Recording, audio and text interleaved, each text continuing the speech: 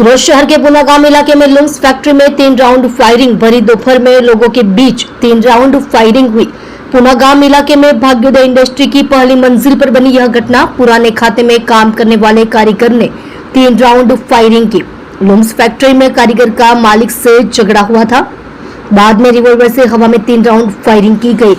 Firing के बाद कारीगर मोबाइल लूट कर भाग गया। पुणे पुलिस मौके पर पहुंची और जांच शुरू की। शहर की क्राइम ब्रांच की टीम भी जांच में शामिल हुई। सीसीटीवी के आधार पर आरोपियों को पकड़ने के लिए जांच तेज की जा रही है।